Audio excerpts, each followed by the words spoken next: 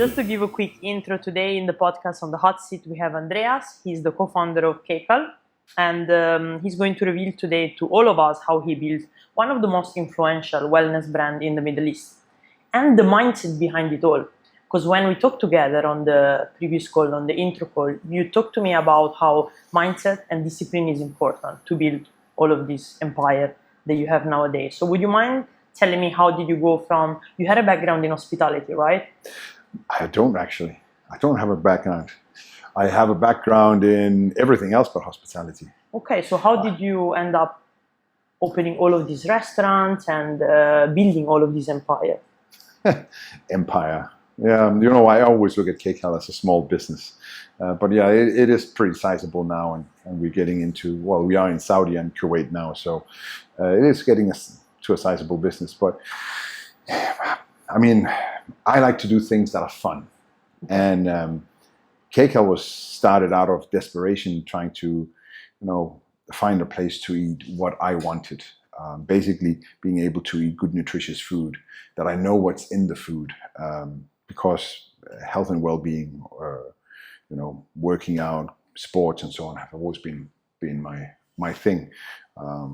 When I grew up, I wasn't very good in school and highly dyslexic, but I was good at sports. So it was kind of like my win, and that's been going on ever since. And Kcal is basically a business that has been a passion of mine for so many years, but turned into a business. But what Kcal is today was never the intended idea. It was about building a place where me and my business partner, we could eat for free and look at the menu and say, all right, I want low carbs today, I want high protein, and the same ethos it is today, but obviously then you could say we hit the nail on the head with the timing in JLT, because there was not really any other restaurants, and people would come. It was before all the aggregators and people actually walk to your restaurant instead of just calling up and ordering online. So, we were fortunate to be at the right place at the right time. And, then the rest is history. People start asking for different things, and then the business grew to what it is today. So when I see your brand, I don't actually really see a brand. I see more like a lifestyle. Yeah. So it must be hard to educate people when it comes to that, right?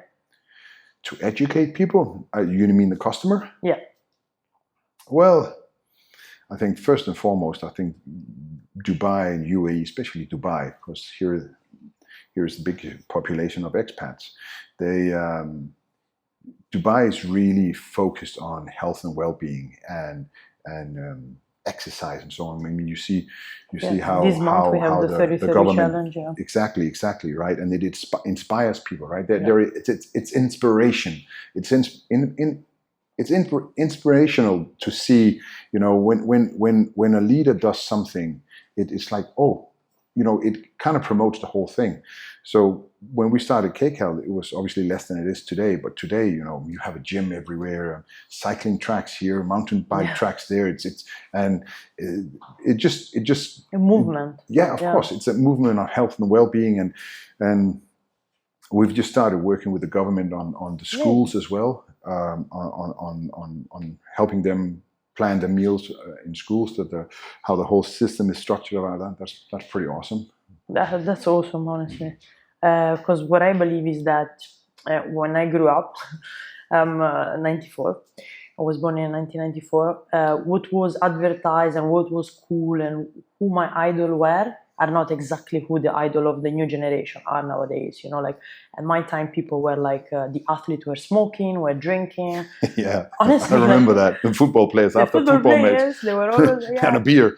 They were always in clubs. Like, I grew up in Milan, so they were always in the best clubs in Milan, and Yeah. I was aiming to get there.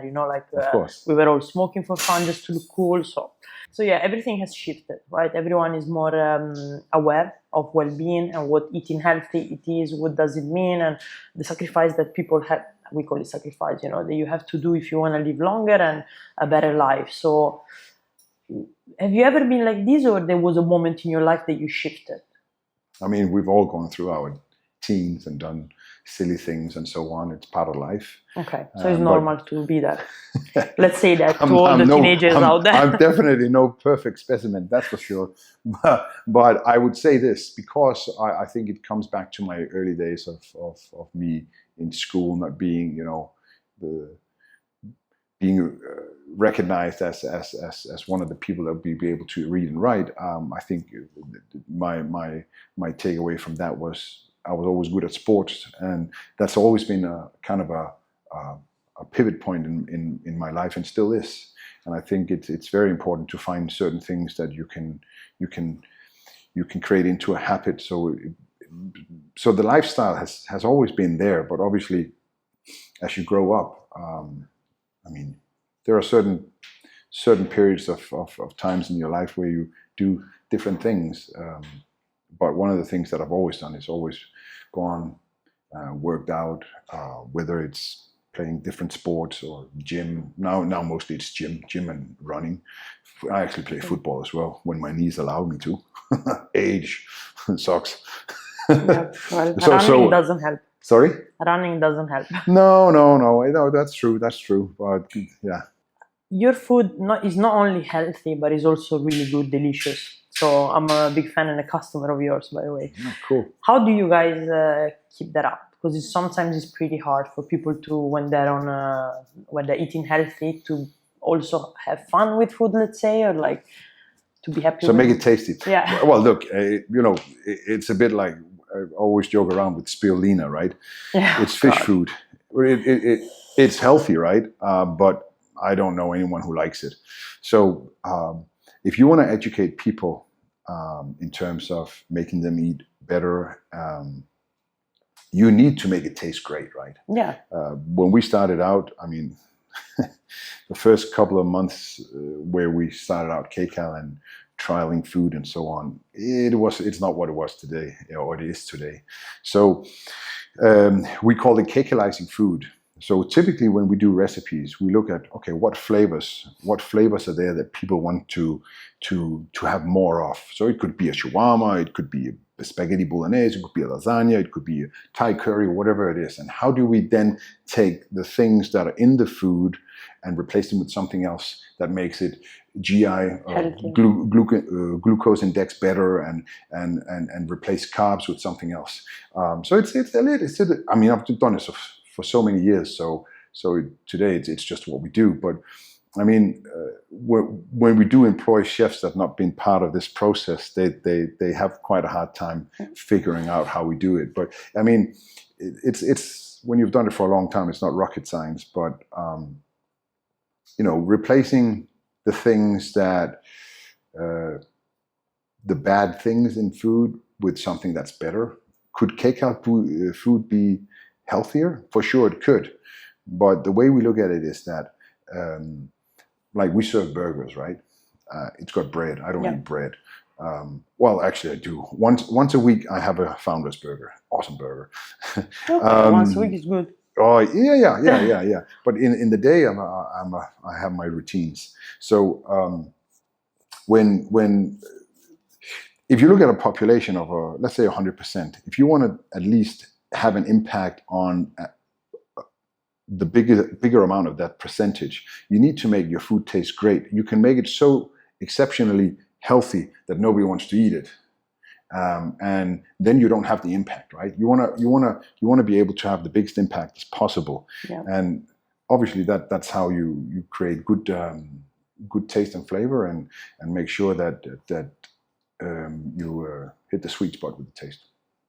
Yeah, no, that's a perfect combination. When you were talking about the lasagna or the bolognese pasta or the burgers, all of these things, the first time I saw them in the menu, I was like, this is not possible, right? No, yeah. Why would they put that? And then I realized that, as you said, you can potentially swap 2 or 3 products, one with the other, or even like sometimes you have the cauliflower rice that I never had before instead of normal rice. All of these little changes make you enjoy the best meal or your favorite meal, but I mean, still being aware of we substitute a lot of ingredients with other vegetables as a filler. So we use a lot of vegetables, and a lot of the food people don't even know that's vegetables in it. substituted. For instance, a burger would be substituted with eggplant instead of 20% of fat. It would be eggplant in there as well, so it still keeps it moist and so on. So there's a lot of tricks to the trade. Kcal is not just a restaurant anymore, right? There is much more behind that. And the best thing that I've realized is that you guys use data a lot, and you're a technology-driven company. So how tech or how innovative would you say you see Kcal right now, and what is your goal when it comes to bringing personalized experience to your customer? So, I mean, any company that doesn't use tech today is probably going to be buried tomorrow. So, any food business will always be human heavy. Although people are developing robots, but that's going to be far in the future too, before you can replace people with the robots in the kitchen. So there's two sections. The kitchens are one thing, but the data that we get from customers, how they eat, what they want to eat, different kinds of data on their health and so on, that comes through. We've created some variables, and we use a lot of algorithms, AI, to retrieve data from databases and so on, analyze that. So we are a food company, but we are reliant on tech to make sure that we create big data, so we can make sure that we create the food that people want. I can see you wearing the ring and the smartwatch. This is my engagement ring. That's your engagement it's made of steel, because I'm a hobby mechanic as well. So I had one in gold once, but it broke. So okay. So you don't track your sleep through that? No. My sleep. Well, I'm a creature of extreme habits. So Okay. I always sleep 7 hours and 20 minutes. I don't need to track it. That's look. My life is built into time boxes, and everything I do is into slots, or else I can't execute fast enough. So everything I do, and that includes sleep, that includes workout, that includes food. As much as I can, I put everything into a habit, because a habit you don't have to think about. It's like I always wear the same clothes. Obviously, I have more than one pair of jeans, but I always wear the same, so I don't have to pick and choose. Okay. So sleep, sleep is very important. But 7 hours and 20 minutes, that's my sweet spot. Sometimes I go to bed a little earlier. I wake up earlier because my mind, I don't even need to put my clock. I just wake up.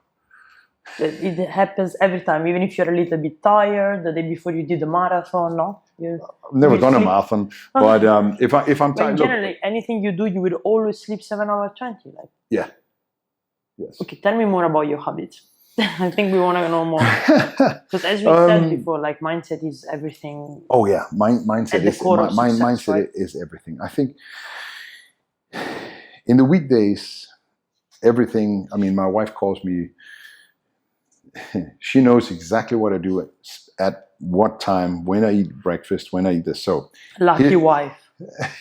Yeah, maybe. She's the lucky one. I mean, in the start when we got married, she's like, "Don't you ever do anything different?" I said, "No." Well, no, I don't. We can have the weekend, we can have something different, but I like, if I go to a restaurant, I would eat before I go, because I don't know if I like the food. No, I know. Yeah. I don't want to interrupt you, but I'm going to ask you then a question. All right. No worries. So in my weekdays, I wake up 6 or 6:20, depending on when I go to sleep. I sleep 7 hours, 20 minutes. Jump, take a shower, jump in the car. The family's sleeping still. Go to the office, drive by Kcal and JLT, get my morning shake. They come out with it. I'm pretty blessed that they come out with it. I just need to call them to bring it. It's awesome. I feel so blessed. What's inside this shake? 2 scoops of protein powder, 2 shots of coffee, ice cubes, almond milk, and a bit of peanut butter. I love that. And I get that every day. Then I get to the office, elevator up. I'm there 5 minutes to 7, more or less. Then usually what I do when I optimize time is that throughout the day, when I get ideas or things I remember or something, I send myself emails. I don't actually use my calendar that much. I send myself emails And then the first thing I do in the morning is I go check through. This email. Of course, because then the thing is, when you want to optimize how you think, you have to leave your brain as empty as possible, because the more emptiness, look at it, it's a bit like a computer. The less programs you have open, the faster it would move, right?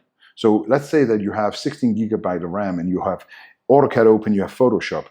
Those are heavy programs to run, right? Now, when you want to open a third program, a thought, then it still has to hold these two programs. So now it moves really slow. But if you close the programs every time down and just have one program at a time, it just moves fast. So that's what I do. I try. So get in there, do my to-do list, whatever is there. I have a block that I write things down on. At 7:15, I get 2 blueberry pancakes, my tea, and Hydra, which is a Kcal Hydra. It's like an electrolyte drink. And then 9 o'clock, the day just goes crazy. At 12 o'clock, maybe at 11:15, I might have a small snack, maybe like one of these chocolate truffles. Oh, I love them. Wow. And then at 12, I eat my lunch. It's a double Powerball. Actually, I've eaten the same thing for the last 10 years. Same thing every day, and I look forward to it every day. At 12 o'clock, my mouth starts going, where's my food? So you every day have pancake? Every morning, yeah. It's blueberry pancakes. It's coconut pancakes. I love pancakes. Oh, yeah, me too. And yeah. At the same time, I have a whole bunch of supplements I take.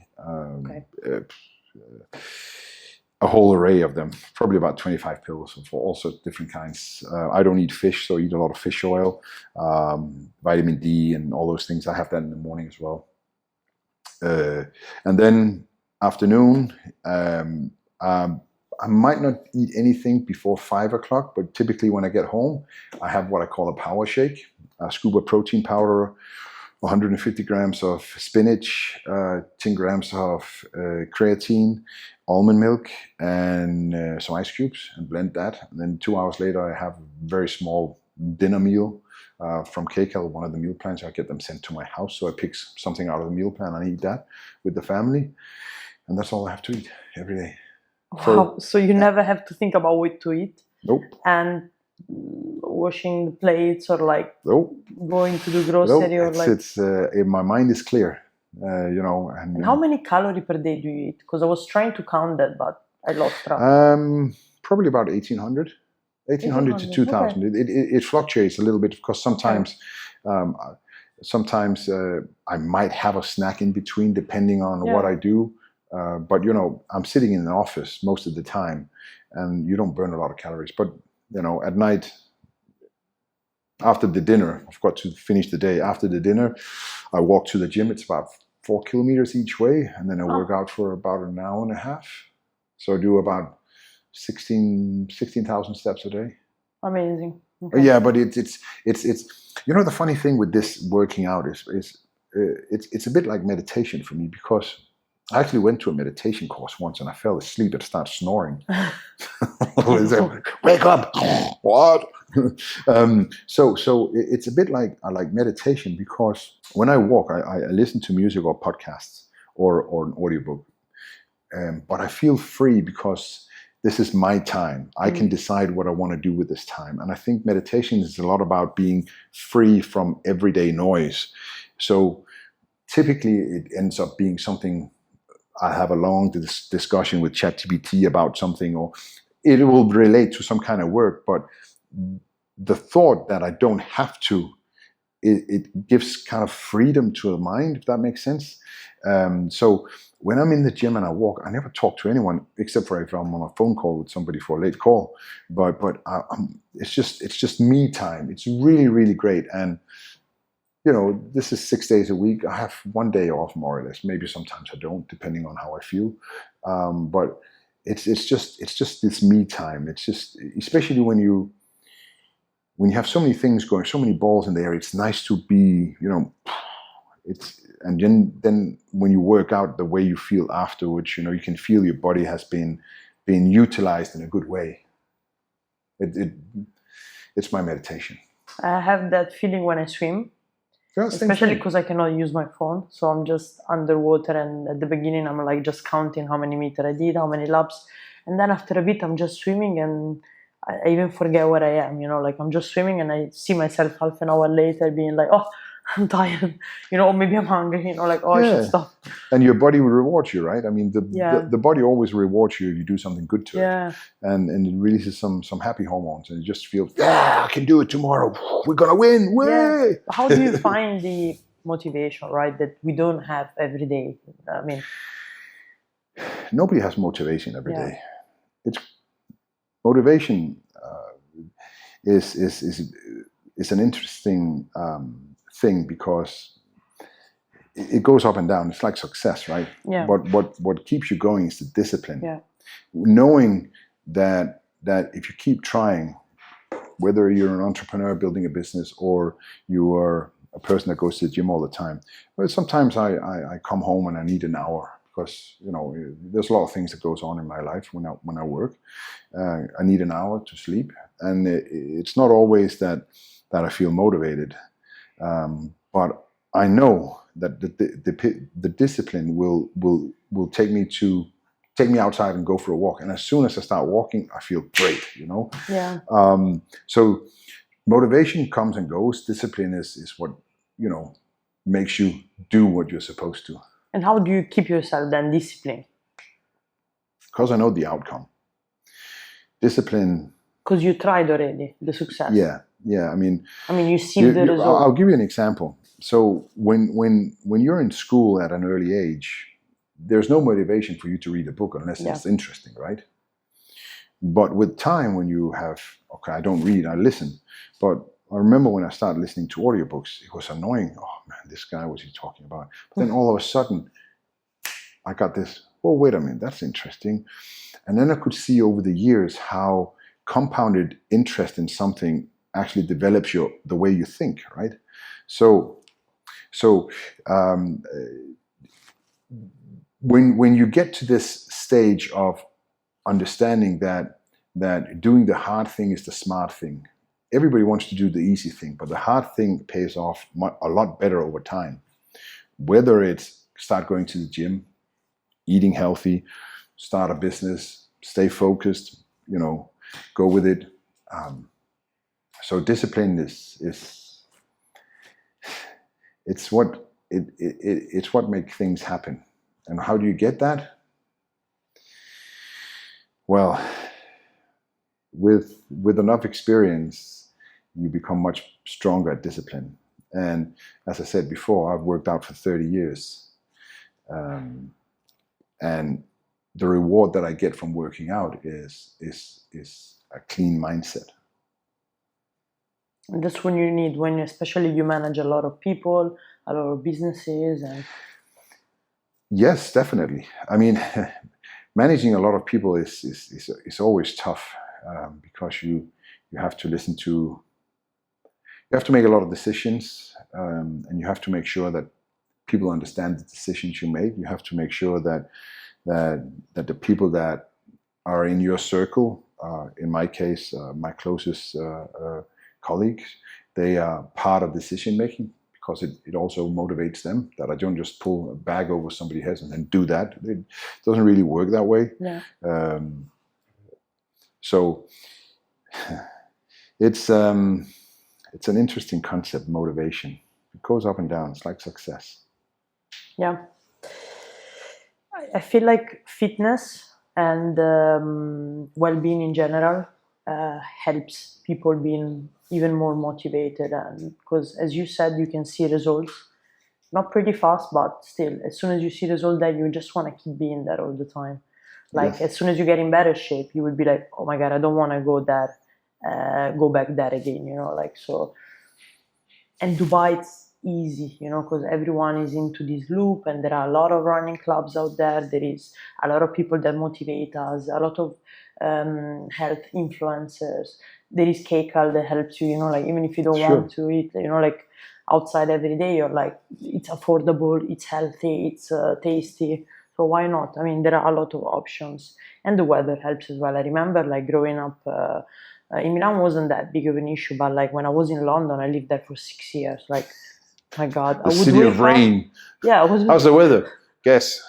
Yeah, so I wouldn't feel like motivated to honestly go out for a run, you know, like while here everyone is calling you, are you coming on Saturday? We're at the Humantra Run Club. Are you coming on Thursday? There is the Uncommon one, and this and that. So like you just automatically just have fun, you know, like it's like you're going out with your friend. It's like going out and training in this region. So it becomes show me your friends, I'll tell you your future, right? Yes, yeah. They say the 5 people closer to you that represent who you are or who you want to be in the future. But like, what I find interesting is that as an entrepreneur as well, it helps me a lot to be like within this environment. But most of the time, then I get even a little bit of burnout because of the fitness goal that I have, because of the business goal that I have, because of the diet that I'm trying to keep myself on. So all of these things then pile on, and it makes you feel as if you're in a cage, I would say. And a lot of people that I talk to, that have the same feeling of restricting themselves so much that they burn out. So how do you avoid that? Restricting yourself how? You mean from being able to do things because you have other priorities? Yeah. So having as a priority. So for instance, why can't I go out clubbing every weekend? Why can't I do this? Why can't I do that? It's a choice. Yeah. It's a decision. Where do you want to go with life? Look, entrepreneurship today is very much kind of a buzzword. Everybody wants to start their own business and so on. But you know, the reality is that starting a business is not an easy thing. It's very tough because there's no safety net, right? The safety net is you. And it's a big responsibility to be able to make decisions and stay focused and do the right choices. And you can't do everything at once. No. So you got to make a choice. What do I want? Do I really want it? Go for it. You know, like the Greek says, if you want to take the island, burn the boat. And if you're not willing to do that, well, your chances of success is big. And you know, in the States, they say for every 17 businesses started, 1 business succeeds. And when I mean succeed, it's for the founder to be able to be paid a salary. So it is extremely tough. Unlike working in a business where you know you're going to get your salary and so on. We have people in Kcal that went on their own because they get inspired by because we're a very entrepreneurial company. We do cool stuff all the time and come up with great ideas and so on. Not losing focus on the objective of the business, what actually is the business, but we come up with cool ideas, and it's super much fun, and people get inspired, and we've had people there that go out and start a business, and they come back. I say, Andreas, it's too hard, man. Can I come back? No way. Hey, you're always welcome, man. You know, you're a good part of the team, and you're still part of the family. So I completely understand you, because I'm on there, so I'm like, I feel you 100%, 200%. But what I think you have is like a mindset that for you, like having the routine or the discipline daily, it's like a safe place for you. Like it's a way for you to achieve 100% what you want daily. It's like a way for you to bring you closer to your goals. And you've been doing this for 30 years, right? So it's something that it's now your personality. What would you recommend, or what would you advise to a person that is like, for example, new to training, or a person that is like me? Okay, I started to run like last year. I already did a marathon, a few half marathon, a triathlon, half Ironman. MashaAllah. But wow. At some point that became too much, because in 1 year I did everything. From 0 to 100, right? Because I'm like that in business as well. You know, I always try to get more and more and more, and like I feel like greedy mind. It's not a bad thing. Yeah, but the idea is like that, not that greedy, but if I know that I can do it, why not? You know, like I feel like that's if I have the capability, more wants more, right? Yeah. So same thing in business and same thing in fitness. But when it comes to business is not always up to you. No. You have also to trust the process and leave it a bit of time and so on and so on and so on. Whilst when it comes to fitness, it's all up to you. If you wake up at 5 and train even double twice a day, you know, like you're gonna get faster or better at running or swimming than the others, because you put double the effort. So that's why I think people get addicted to it, but they also then they focus on the food, and then they keep seeing themselves as never enough. And I mean, a lot of athletes have this issue. Yeah, I mean, look, there are so many things that determines who we are, how our upbringing is, and what we bring of the rucksack of emotions that we've gone through earlier, ups and downs and so on. Small steps compounded over a period creates strong habits, right? So if you want too much too fast, you could go down the road of burning out, of course. Okay. Like yourself, you've done all those things there, and all of a sudden you're like, this is just too much. But it was a choice. It's the angel and the devil. They always fight in here, this is right, this is right, this is right. Overthinking, what am I doing? This is normal for everybody. I mean, there's no person that doesn't overthink. It's just to what level they do it, I'm an empath. I used to be really, so I'm hypersensitive to emotions, and I used to be very aware of how people would react with me, and it would when I was younger, it would be quite tough. But with time, I've learned that it's kind of like neurological programming in NLP. You program your brain to think a certain way, and I've learned over time to. I mean, I think my biggest problem is I do overthink a lot. It's both good and bad. I mean, I can go down a rabbit hole and go into a crazy space of trying to solve problems. It's a huge problem, especially for entrepreneurs, because they always this path of doubting yourself. I mean, I went through the same thing with Kcal, luckily in the early days, where running a business of that size at an early stage, I wasn't sure that I was equipped to do that. But what I found out is, if as an entrepreneur, you need to educate yourself continuously. Because if you don't educate yourself, now I'm talking about education, especially on how you think and how you evolve around people, because with time, any business will become a people business. Yeah. And you as a CEO, your main thing is making sure that your A players are playing ball well together, like being a coach in a football team. Yeah. And if you don't have the equipped understanding on how people think and how they react, you will end up being the problem in your business. So mindset education, or the psychology of understanding people, is super, super important when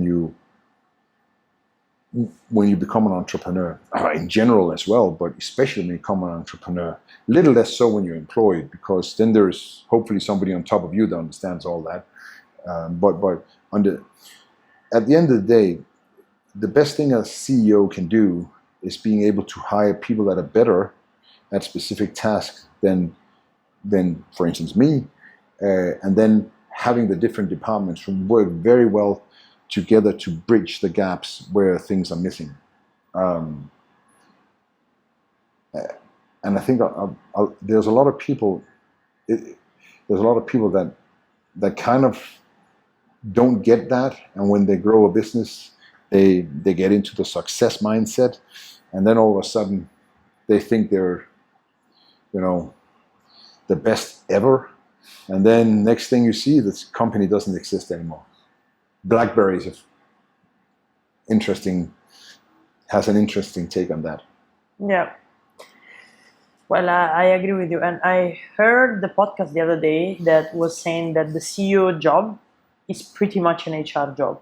So what you have to do is like hire and hire and hire and hire. So like, and the funniest part about hiring is that at the beginning when I started my business, I remember I had a digital marketing agency. I might have hired 6 graphic designers in a month, and then straight after fire them because I realized that they didn't even know what they were doing. But I also did not know what they were supposed to do, because like I'm not a graphic designer, but I want to have a marketing agency, right? So I cannot possibly do everything. So I need a videographer, I need a graphic designer, I need a copywriter. Yeah. So whenever they would, position themselves, they look perfect. But then as soon as I realized what the job is about, I realized that they were not the perfect fit. So the first step was like understanding who is the person that I need in the business, and then you hire them, and then you realize that maybe after a year or 2, this person wasn't even that good, and then you start to hire the next person, and then a person that will be their manager, and so on and so. So like it's pretty much hiring HR role, let's say. It is. Like, I spend at least 50% of my time solving problems within culture, because I look. A good culture also comes from the top. It's kind of like being a parent. So if the parents are doing certain things, the kids will do the same, right? Yeah. So you need to be that exception of as much. There's nothing that's perfect, but as perfect towards your culture as anyone, right? And hiring, we have so what we do, and we've started that about a year ago, is that we get a ton of CVs, and it's very hard. We have a HR department where we interview people and so on, and we're always looking for great people. Yeah. So what we do is we create 5 or 6 questions. Whoever applies for a job, 5 or 6 questions. It's about, let's say, for a marketing role. Okay, how do you see what is creativity for you? Explain what creativity is. How do you find yourself being creative? And then there's questions about how do you work as a team? What do you think about teamwork and so on? So specific questions for that role, and we send those questions out and tell them to do a 2 to 5 minutes video where they explain who they are. Amazing. That way the process speeds up, and you also get to see who really wants the job and who has got the courage. You get a lot of where they basically and they're sitting like this. Yes, my name is, and I said, sorry, I can't use that. There's too much education involved in that person. We recently hired a marketing girl, young, and the reason why I liked her is because she put her camera in the fridge, and she opened it, and she did her questions through the fridge because it was about food. I thought, that's smart. That's cool. I like that. That was bold. Yeah. Came in, and obviously I have a marketing director, but I like to be part of this because marketing for us is very crucial part of the business. And they liked her, had a chat with her, very young, not a lot of experience, but she wanted this job. And for me, the most important thing, there is never a job that fits anyone 100%. Doesn't matter if you have a PhD or an MBA or what it is. Actually, all the titles, they usually, especially in entrepreneurial business, they decreases their value because, but it said in that book I read 10 years ago, you can't do that. See you later. Yeah. But the willingness. So one of the questions is, how do you learn? If they can't answer that like that, sorry, next. Because learning is a continuous thing, and especially the way that the world moves now. Look at where we were 3 years ago to where we are now.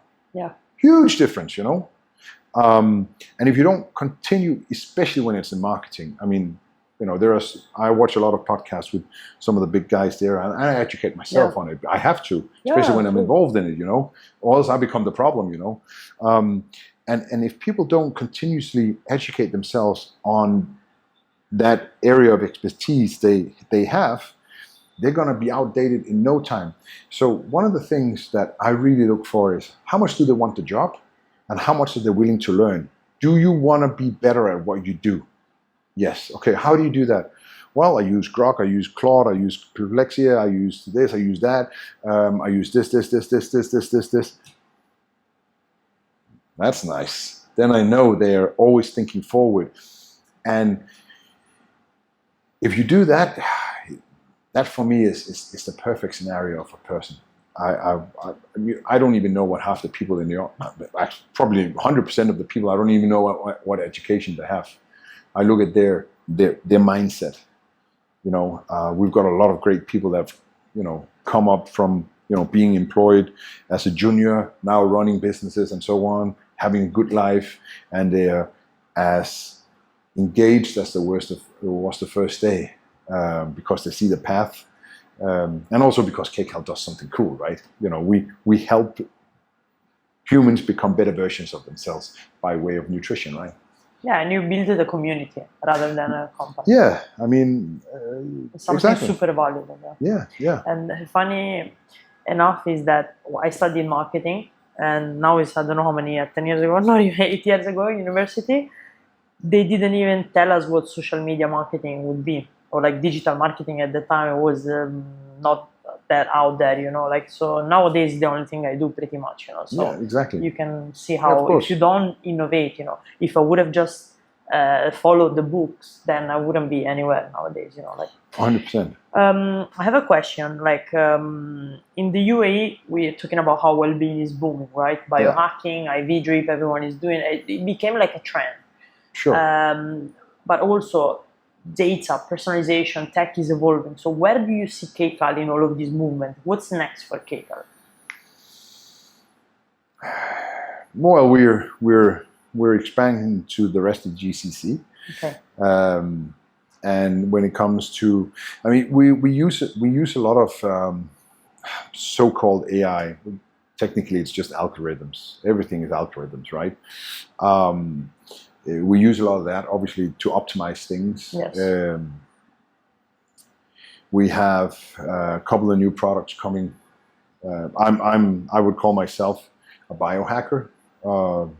Longevity, basically decreasing the rate of me decomposing, becoming an old man, older than I am. So we've got some product being launched that goes into that segment. Obviously, it's quite close to my heart. I also have parents who obviously are a lot older than me, that I wanna give them something so they stay cognitive strong and have less fatigue and so on throughout the next 10, 20 years, however long they live, hopefully long. Yeah. So the whole thing with Kcal is prevention is better than cure. We call it true healthcare. It actually says in one of the offices we have true healthcare. Prevention is better than cure. So we have a new product called Kcal Core, from within out. That's why it's core. So that is one of the things. Besides that, I mean, we're always looking at new stuff. There are so many things going on, you know.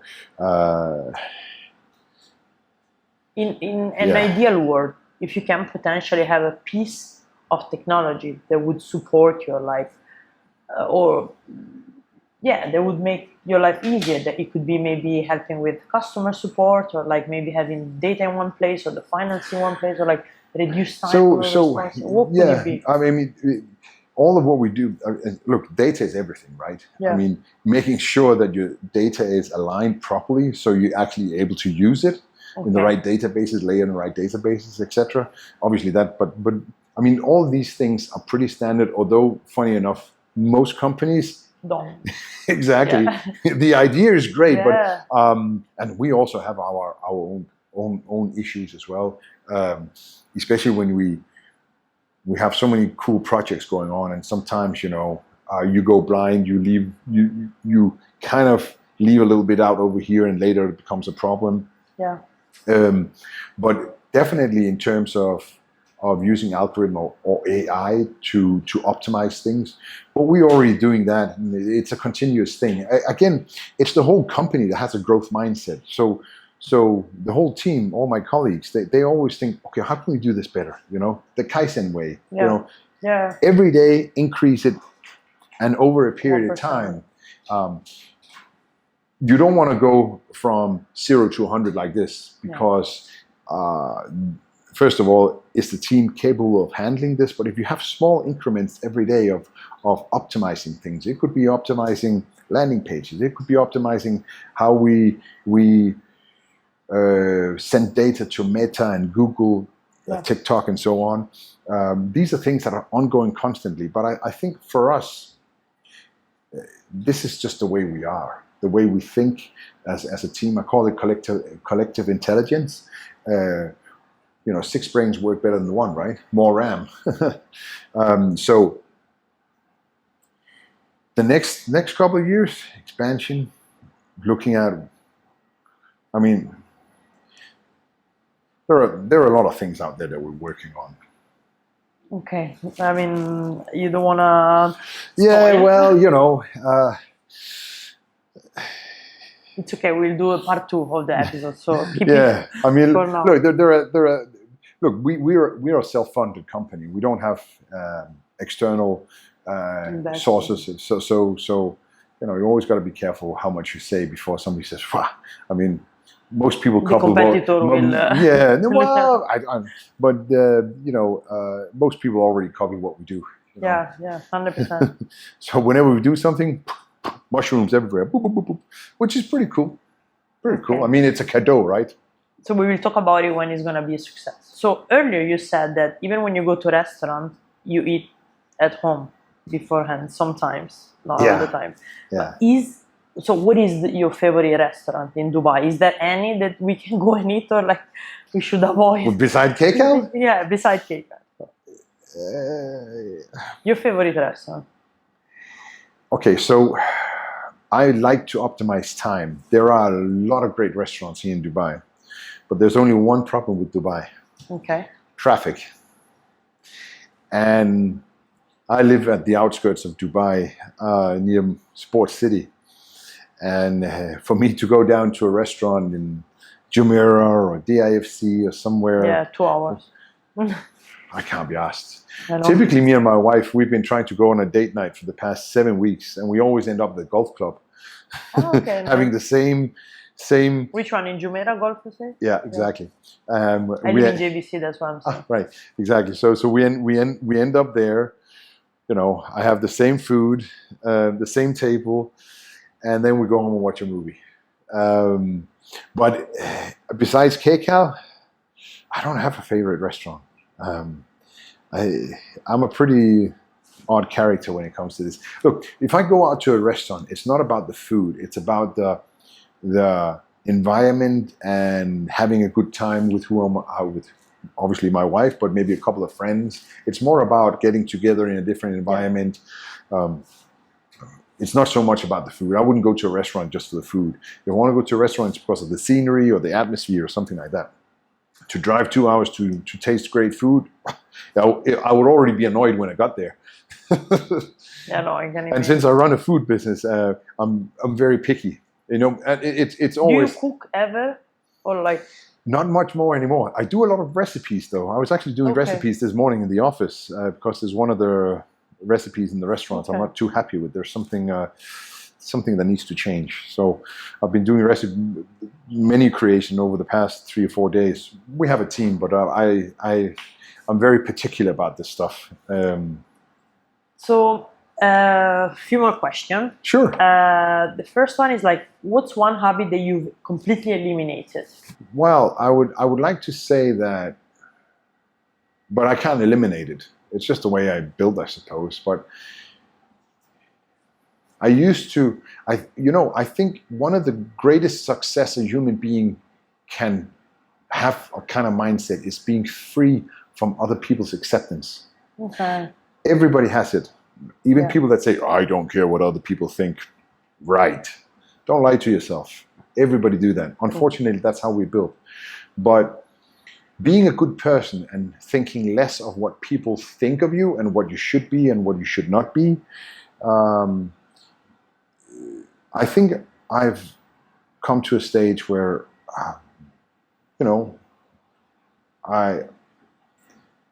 I'm a good husband. I try to be the best dad I can. Make sure that I teach my kids values, especially in a place like Dubai. It's pretty hard with the fancy life that people live here to teach kids good, strong ethics. Because people get a brand new iPhone when they're 9. I'm like, what is going on? What's going to happen when the parents are not there anymore? Where's my parents? I need my new iPhone. Yeah. Oh, they're deceased now, kind of thing. So I think one of the habits that I would like to master, probably never will, is that part of overthinking. Overthinking, why this, why that, all that. It's just a lot of noise. It's just a lot of noise. For nothing. Yeah, exactly. It makes no sense, right? If there is a problem and you start overthinking, you're not going to solve anything because you clutter your mind with gas, with nothing, and I think that would be a nice thing to be much better at. Eliminating probably wouldn't be. Yeah. If you find a way to do that, let me know. I wish. I mean, look, at the end of the day, look, we are who we are. There are certain parts we can change, certain things we can build on changing. Nobody ever stays the same. Yeah. You're always a reflection of the reality that you believe you live in. Education helps a lot. Having something to look forward to. Educating yourself helps a lot with many things. There's a lot of books written about this that are very interesting, and it's definitely helped me. In the moment, usually when I start to overthink a lot, I do some breathing exercise. Sometimes helps. Yeah. I just focus on my breathing, and then after it, I'm calmer, and I feel like, why the hell am I overthinking about something that didn't even happen? Exactly, right. The art of overthinking is creating a problem that wasn't there to start with. Yeah. Oof. I can do that. What if I do this and this happens? And what if it doesn't happen? Typical entrepreneurial thing. Should we do it? Should I spend that money? Should I do this? Should I do that? Never get anything done. Poof. And the business closed. I've already spent the business money that I made next year. Well, that's part of business. In my brain, that's right? In my brain. Calculate. And I'm already thinking about what to do next. The year after. I'm like, I don't know if this is normal or what, but I mean, in Kcal, we do a lot of cool stuff, but that's what people see. But we also do a lot of stuff that never works out. Like we build a business, spend a fortune on it, and I mean, we learned a lot from it. What was it? It's called Moments. Okay. Really, really cool brand. Everything is cool about it. It just doesn't work in this format in this part of the world. It would work great in the States or Europe or something like that. It's also about food, nutrition. Okay. But it didn't work here. We spent a hell of a lot of money on it. What to do? It is a learning curve. Move on to the next cool thing. The team behind it we learned a lot from it. It was a very cool brand. The food is good. The good thing is that we made a lot of cool food that we actually use on the other brands. Yeah. So it was not for nothing. Yeah.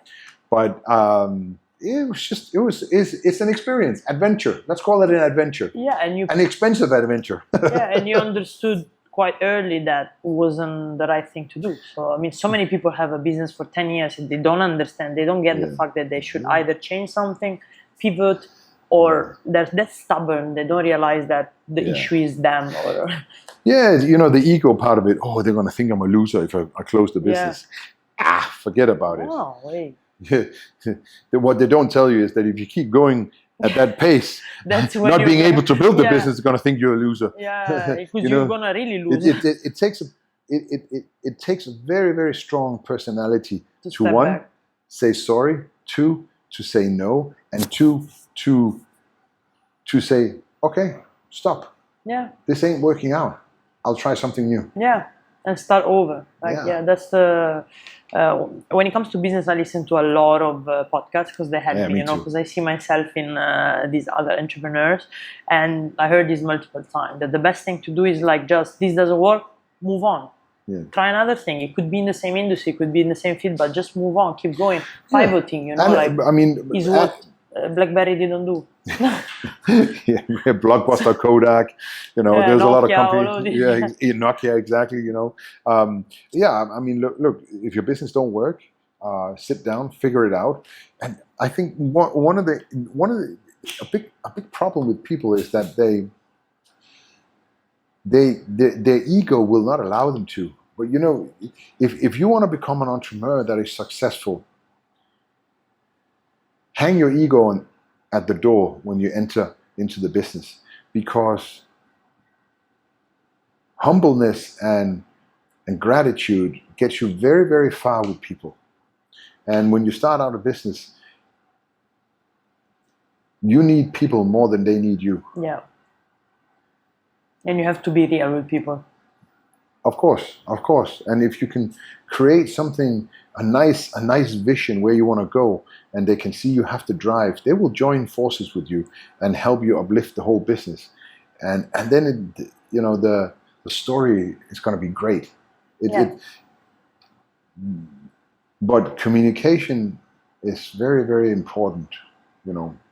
People with big egos, they will never succeed in business unless they invent a monopoly or something like that, right? I'm talking about the general people that start business, not the titans and the unicorns that you hear about, where there was a crazy guy and this and that.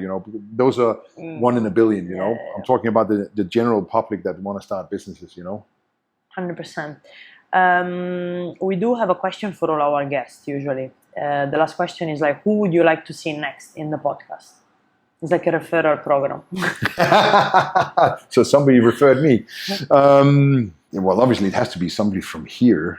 I heard sometimes someone asked me, Elon Musk, I said, we cannot potentially have him maybe in the future. But if you could do someone in the area, it would be easy for us. I'm doing your job for you, right? It's always hard when you have a podcast to find the right people and book them in and so on. I tried to do it myself. It just takes a lot of time, it's honestly right? hard. Yeah, because every person that's really interesting to speak to, they're always super busy. Also, they wouldn't be interesting to talk to, right? Because they're always doing stuff, by building businesses or whatever they do. Yeah. I don't know. I have a good friend of mine, but he wouldn't do it. I already asked him, but he's a real cool guy and done very well for himself. We can try. I'm blank. I don't know. We can try. Just say a name. We will try.